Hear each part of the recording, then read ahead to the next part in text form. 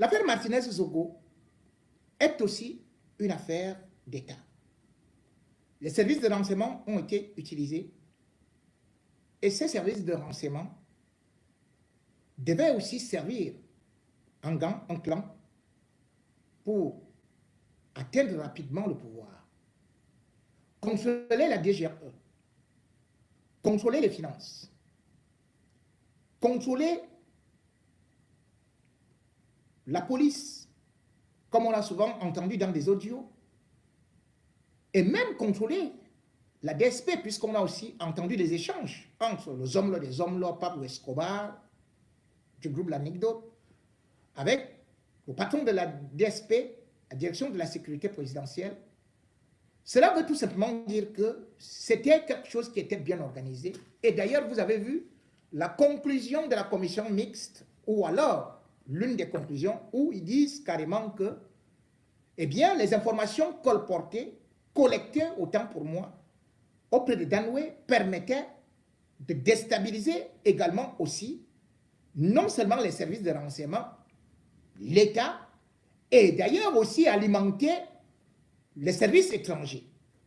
C'est donc une affaire qui peut être tentaculaire, et donc certains juges ont voulu de façon linéaire nous dire que ni Ekweko, ni Amouk Belinga n'avaient rien à faire. Ekweko, d'ailleurs, il faut savoir que son cas est beaucoup plus grave, contrairement à ce qu'on peut nous dire.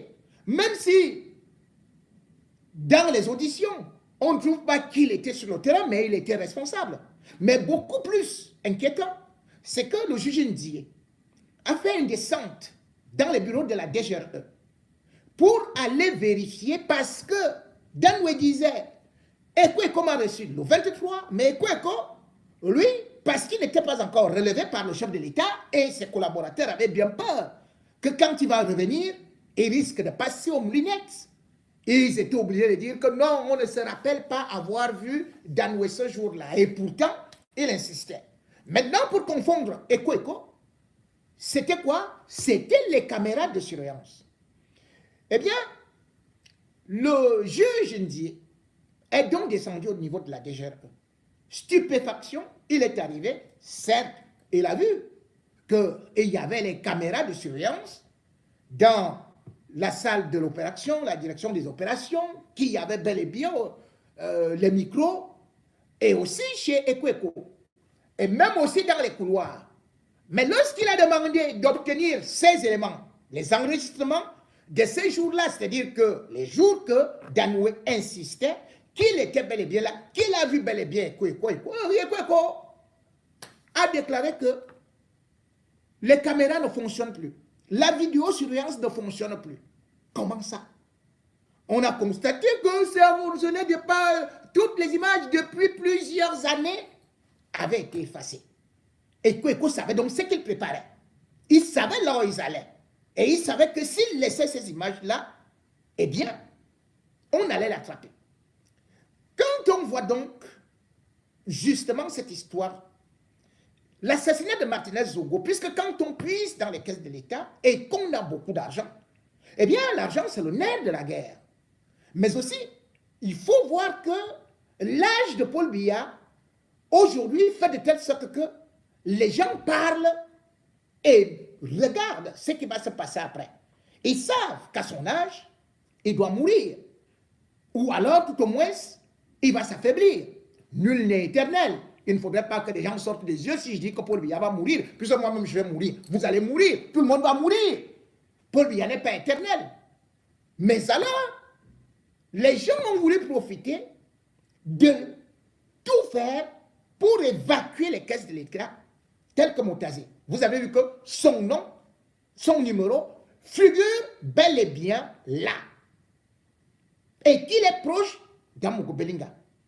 Et maintenant aussi, le Cameroun, suite à ça, le Cameroun peut connaître une déstabilisation. Parce qu'aujourd'hui, c'est tout un service de renseignement qui se retrouve ébranlé. Et quand on voit aussi ce que Paul Biya est en train de faire actuellement, c'est-à-dire que beaucoup aujourd'hui ont peur de remaniement. Parce que remaniement égale prison. comme par exemple lui Paul Motazé, comme peut-être Esso, comme peut-être Ngongo, tout le monde a peur d'un remaniement. Parce que dès que Paul Biya fait un remaniement, cela veut dire que dans les jours, les semaines à venir, allez, direction Kondengui, d'autant plus que les cellules ont déjà été aménagées. Mais alors il faut anticiper.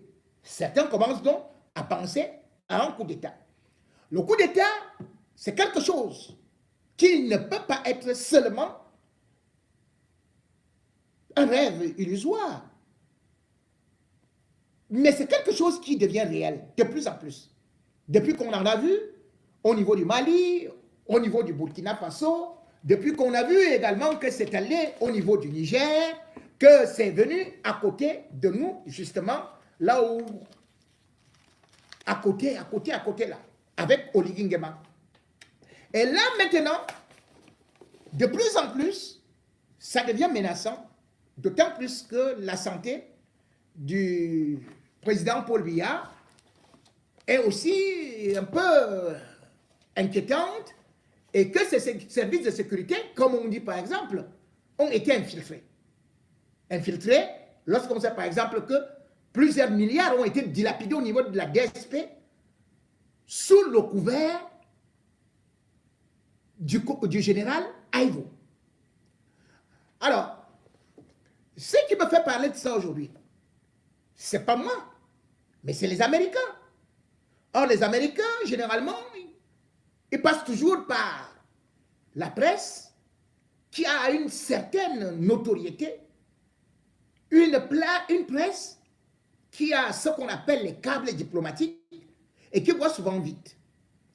C'est un article du New York Times qui vient de sortir et qui parle de coup d'État au Cameroun. Or, nous savons que presque partout il y a eu coup d'État, souvent même 3, 4, 5 mois avant. Eh bien, le New York Times, ou bien les Américains, parce qu'il faut savoir que ces journalistes travaillent de façon très pointue avec les services de renseignement. Donc, quand aujourd'hui un journal américain vient quand même à faire toute une enquête, un article, pas sur une page, pas sur 2, mais au moins sur 4 pages, pour parler de ce qui va arriver au Cameroun, de ce qui risque d'arriver au Cameroun et que la situation est précaire, je me dois non seulement de partager cela avec vous, mais aussi de vous avertir que, mais attendez, si jamais même ça arrive, ne soyez pas surpris. Le New York Times, justement, écrit « Le Cameroun est sous la menace d'un coup d'État militaire ». Et d'ailleurs, beaucoup plus loin, le directeur d'Afrobaromètre, qui est Boniface Boulani, donne encore beaucoup plus d'éléments qui sont inquiétants, d'autant plus que le Cameroun est aussi un peu déstabilisé au niveau de son armée, qui est fatiguée par la guerre, et aussi, aujourd'hui, tout le monde le sait, les Ambazoniens sont là, et il y a Boko Haram. Les Ambazoniens sont d'ailleurs signalés de plus en plus dans la région du Sud, où Paul Biya va souvent régulièrement. Nous savons que Paul Biya passe souvent beaucoup de temps en Bamako. Or, quand on voit Bamako, c'est bien d'y être, mais c'est un enclos. Ce n'est pas une base. Et Paul Biya là-bas n'a pas, par exemple, un bunker où il peut se réfugier. De plus en plus, il aime se rendre là-bas. Si les Ambazoniens se retrouvent déjà là-bas, je ne dis pas que c'est eux qui vont faire le coup d'État. Cela veut dire qu'il peut être surpris à tout moment parce qu'en même temps, il a peur de prendre l'hélicoptère. Il va par la route. Et par cette route-là, qui dandine, et les Ambazoniens qui sont aussi habitués à poser des bombes, et ceci et cela, et même d'autres militaires qui rêvent aussi peut-être de devenir comme Oligui Nguema, ça peut faire peur.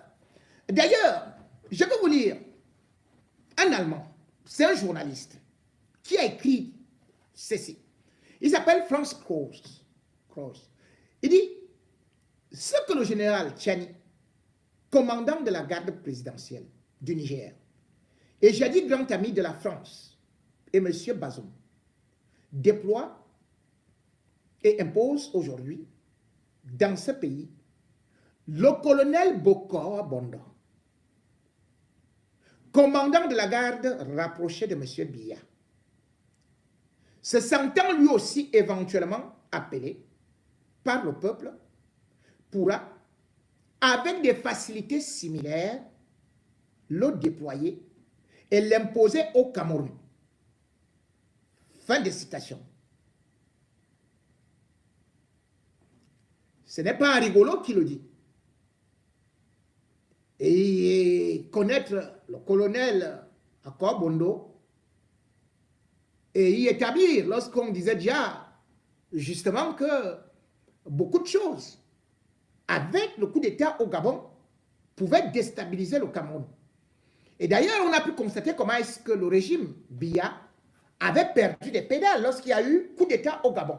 Immédiatement, il y a eu le 30 août, ce qu'on peut appeler le remaniement de l'armée.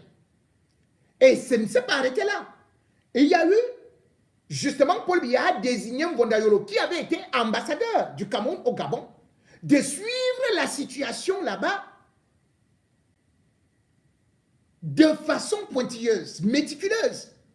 Et avant même que le général n'arrive, ça a été très difficile pour qu'il puisse venir, parce que Paul Biya ne voulait pas que l'armée camerounaise puisse s'inspirer du général Oligui Nguema. Le 1er septembre 2023, pour la première fois, après plus de 7 ans, Paul Biya a réuni un conseil de sécurité où toutes les hautes personnalités chargées de sécurité des renseignements ont été conviées au palais.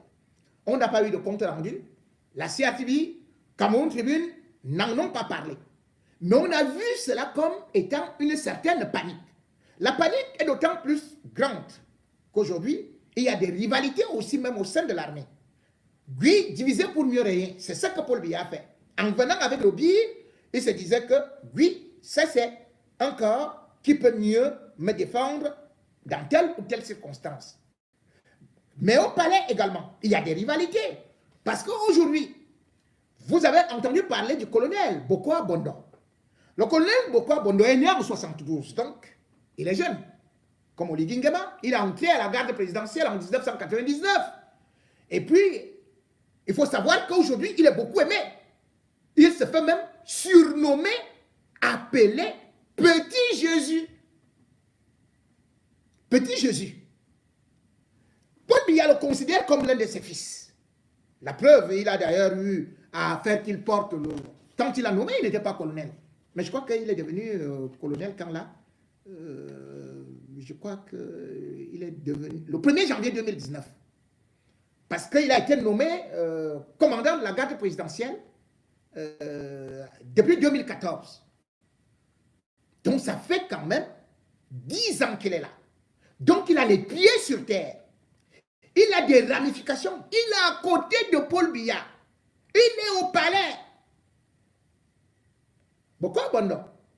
Oui, bien évidemment, c'est quelqu'un qu'on va dire que même s'il est né à Batouri, bon, Batouri, c'est toujours... et puis, il est du sud, on peut dire que... Mais c'est ce que Ali Bongo disait. Ali Bongo avait senti comment est-ce que New York Times avait parlé d'un éventuel coup d'État au Gabon, avant l'élection. Mais Ali Bongo s'était retiré en se disant, je vais faire maintenant confier ma sécurité à un des miens. C'est pour ça qu'il avait nommé Oligui Nguema qui n'était pas là. Il a fait qu'il revienne justement pour contrecarrer le coup d'État. On a vu ça en Guinée avec Doumbouya.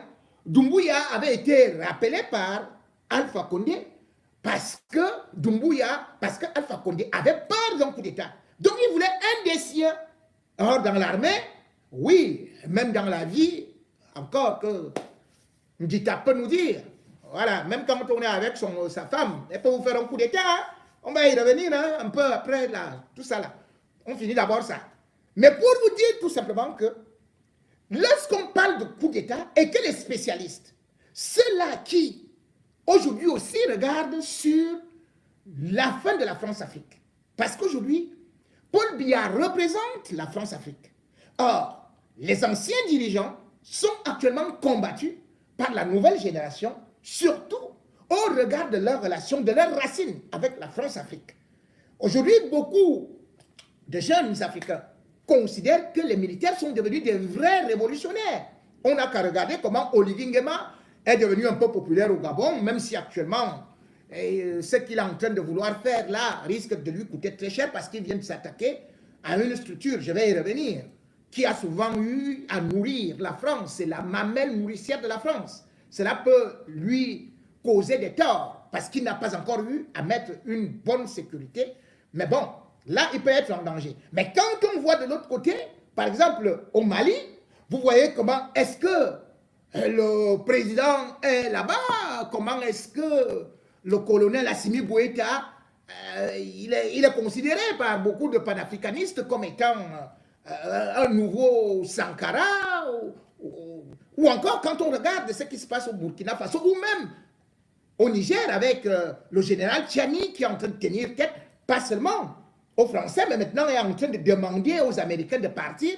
Donc le modèle, le nouveau modèle pour les Africains devient subitement les militaires. Ce n'est pas subitement, parce que les Thomas Sankara ont été populaires, les Jerry Rawlings ont été populaires, célèbres, et ils ont réussi à redresser leur pays qui était corrompu.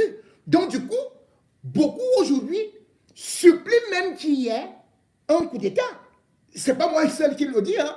Ce n'est pas moi qui le dis, mais c'est les journalistes qui le disent. C'est ceux qui analysent et ceux qui voient aujourd'hui que les anciens dirigeants de la France-Afrique sont mal partis, mal barrés, parce qu'ils sont impopulaires et parce qu'ils dépendent de l'armée. Or, cette armée aujourd'hui, par exemple, quand on essaie de regarder même le BIR, et il y a des mécontentements, j'ai eu à vous les rapporter parce que là-bas, les barons, ils essaient de détourner beaucoup d'argent, les autres n'ont pas de primes, les autres n'ont pas ceci et cela, et l'armée régulière trouve qu'au niveau du BIR, ils sont trop bien fournis et que eux, ils sont une armée dans l'armée, donc ça ne peut pas aider Biya, même si lui, il a souvent divisé pour mieux régner.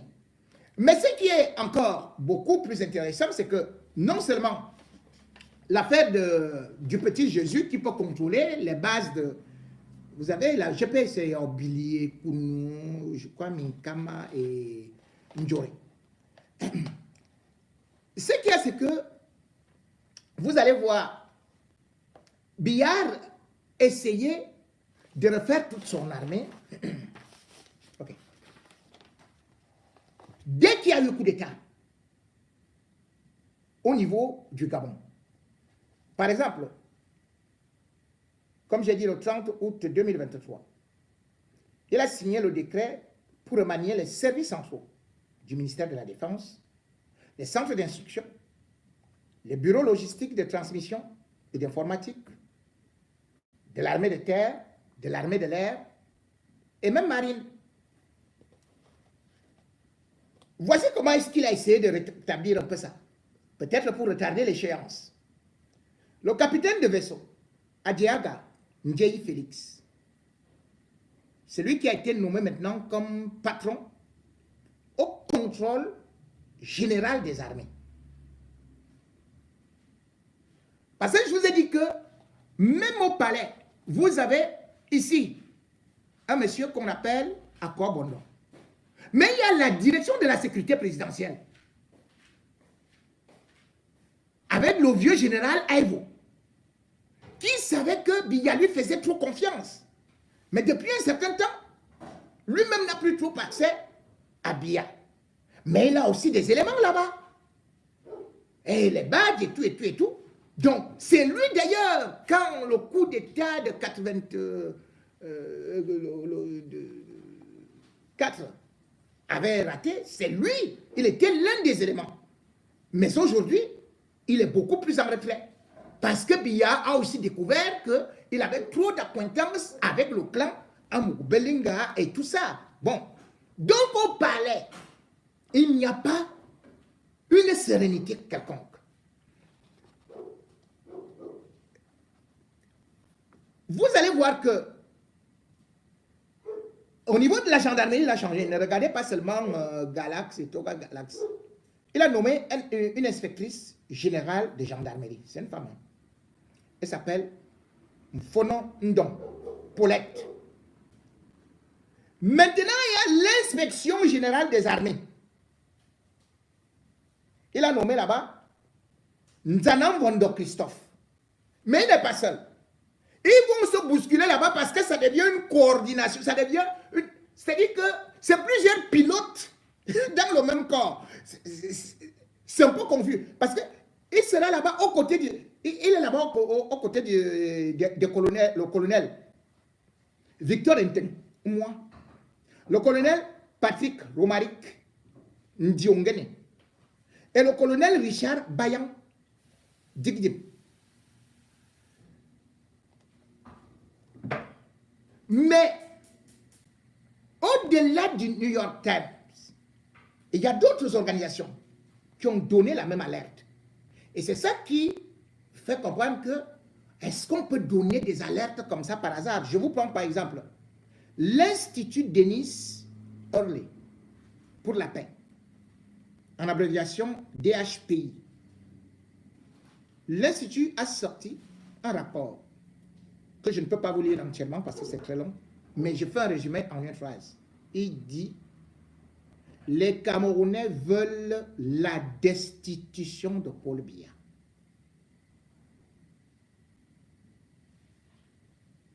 Je sais que les fans là, les fanatiques et tout, qui disent qu'après Paul Biya, c'est Paul Biya et tout, ils vont dire que non, voilà, ce n'est pas possible et tout ça. Ils vont dire ça. Mais bon, moi je ne suis pas là-bas. Je continue ma chose. Je vous donne seulement les éléments. Selon la conférence des évêques aussi, suivez-moi, ce n'est pas les évêques de Yaoundé, du Cameroun. Ça vient de loin, mais en Afrique. Selon la conférence des évêques catholiques d'Afrique australe, SACBC, les Camerounais félicitent le Gabon et le général Oligui Nguema et appellent unanimement les chefs militaires du Cameroun à faire de même un coup d'État. Là, c'est les évêques. C'est une conférence des évêques. Hein. Ce n'est pas les évêques qui vont manger avec Paul Biya au palais, là, mais qui, intérieurement, savent que ça ne va pas. Là, c'est les évêques indépendants. Ce n'est pas moi qui dis. J'ai dit la conférence des évêques catholiques d'Afrique australe. SACBC. Les Camerounais félicitent le Gabon et le général Oligui Nguema et appellent les officiers camerounais à faire de même. Je n'ai lancé que l'alerte.